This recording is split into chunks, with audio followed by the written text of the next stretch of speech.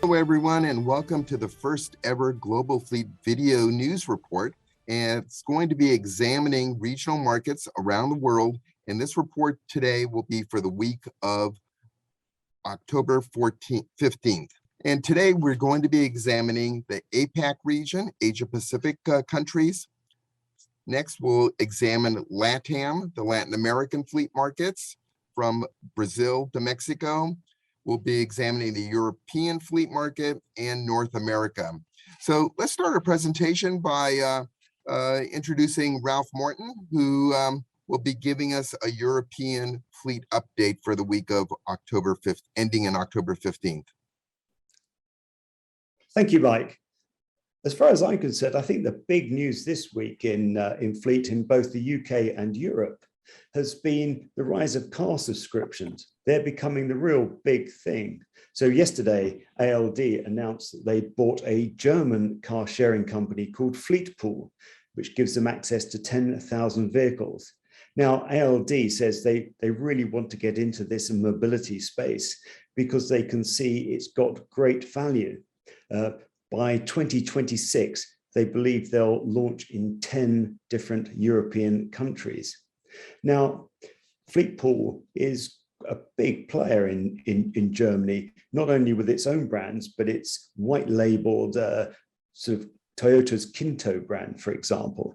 So it's got quite a big footprint that ALD can piggyback on. Now, this comes on the back of Renault's captive bank, RCI.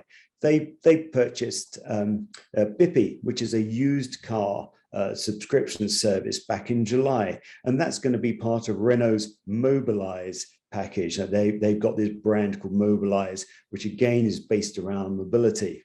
In the UK, more recently, Cazoo, which has been making big news with its New York listing, they also launched, they bought, a company called Drover, which has been one of the first in the UK market.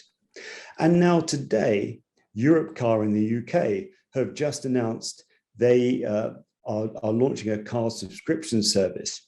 Now, this is called DuoFlex, and it's really quite neat because it allows all the flexibility of a car subscription service, but it also allows businesses in particular to lease a second vehicle for a specific period of time. Say if you're a transportation company and you regularly lease a smaller van, but you've got a big job that needs a bigger van, you can lease that under this new DuoFlex. So that's just been launched today, and I don't have any more details about it because it happened just as we were coming onto air. But it sounds like a really useful addition to the fleet managers in the UK, and I believe it's also going to be rolled out in Europe as well. So that's my report from UK and Europe. Car subscription, it's really becoming the next big thing because of its flexibility, its ease of use. I think we're going to see much more of this, Mike.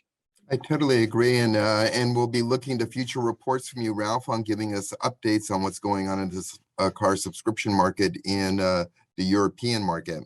So next, let's examine what's going on in Latin America, and I'd like to turn that over to Jordon Wiklund, who's going to give us an update on Brazil and Mexico. Thank you, Mike. For viewers more familiar with Mr. Antich than me, I'm senior editor at Automotive Fleet. I'll be working with Mike pretty closely on Global Fleet as well. I'm going to focus today a little bit on safety and security in Latin American fleets, and we'll end with a brief glimpse at Mexico, which for the purposes of this report we'll consider in Latin America, though globally, of course, it is in North America. It's a crucial part of fleet management, safety, and it's especially true in South America and Latin America, where there are some more significant challenges than some of the more Western counterparts face. Unfavorable economic conditions, difficult road conditions, and even crime is kind of a larger factor that fleet managers need to account for than, say, in North America and some parts of Western Europe.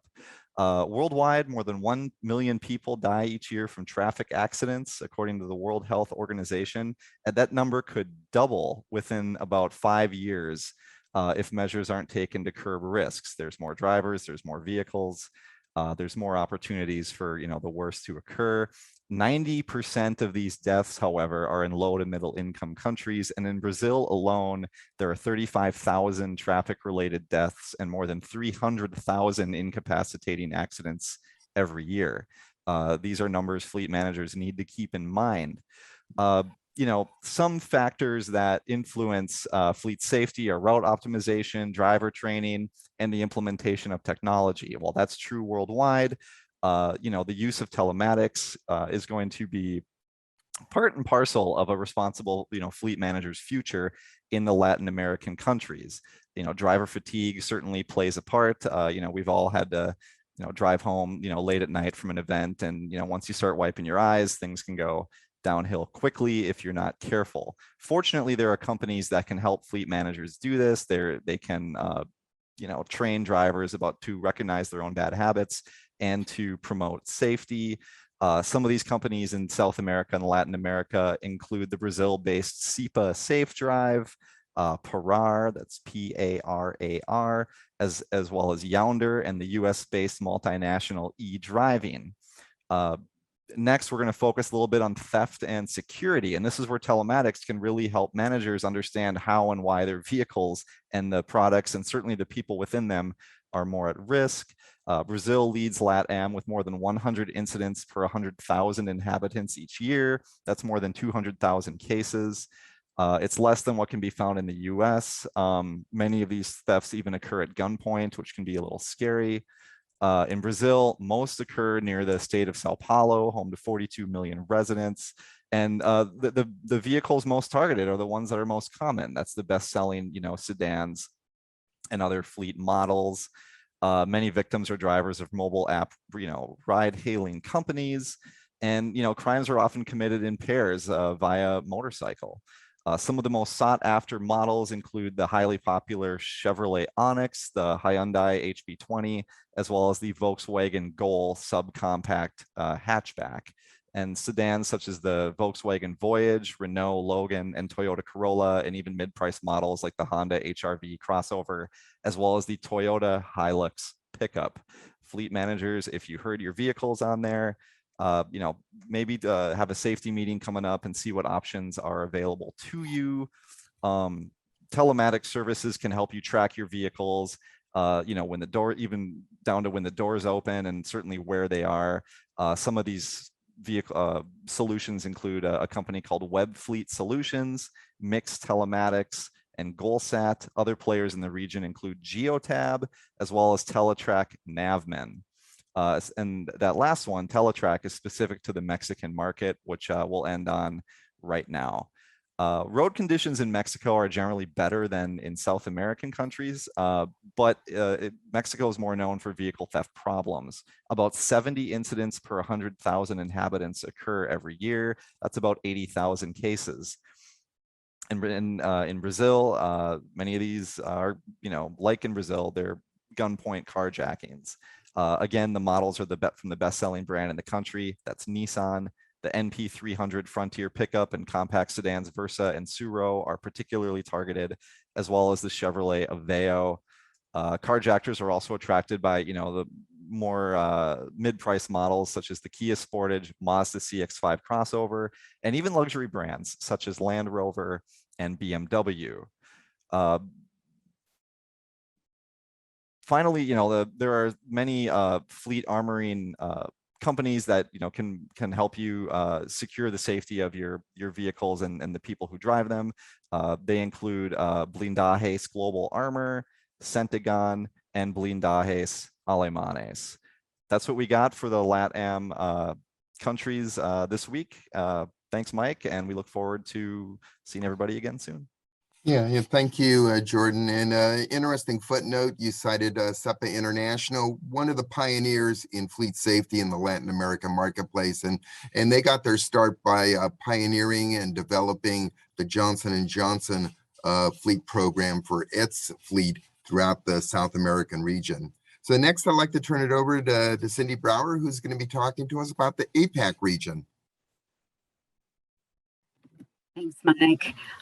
Today, I want to focus on China and its latest change in its climate policy. In fact, it's a big shift in its climate policy because it's focusing or it's changing its focus from its green car credit system to actually reducing carbon emissions all over. Global Data, the data analytics company, says the policy change is an effort for China to achieve its Paris Climate Accord goals, as well as the carbon emission neutrality target, which it wants to achieve by 2060. At the same time, this focus shift in policy will help China create a sustainable electric vehicle economy. So China's been phasing out this green car credit system for several years, slowly. Under this system, auto manufacturers earned tradable points for selling electric or fuel-efficient vehicles. However, this particular policy ended up with unintended consequences. It attracted many manufacturers to go for, electric vehicle manufacturing over ICE, and the industry in China now struggles with overcapacity of electric vehicles and market fragmentation, according to Global Data. In addition, this focus on green car credit points inhibited the development of fuel efficiencies and carbon emissions related improvements in the internal combustion engines. So the whole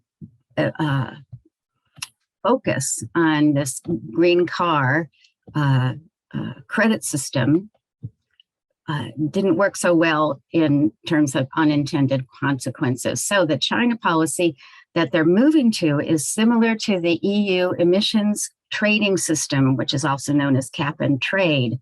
A cap is set on the permissible emissions in auto manufacturing, and that cap is reduced over time.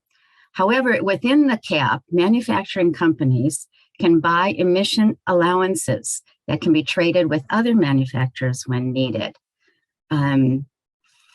It is a big change for China's climate policies. I expect that it is in line with its goal to become a leader in certain climate change areas. And that's it from China. Yeah, very good. Yeah, definitely when looking at the advancement or the transition to electrification in fleet industry, China is definitely a market to watch along with the European market. So we'll be paying close attention to those. And I'll wrap up this week's presentation by examining what's going on in the North American market, specifically US and Canada. And the whole story revolves around three words: supply chain constraints. It's a global phenomena.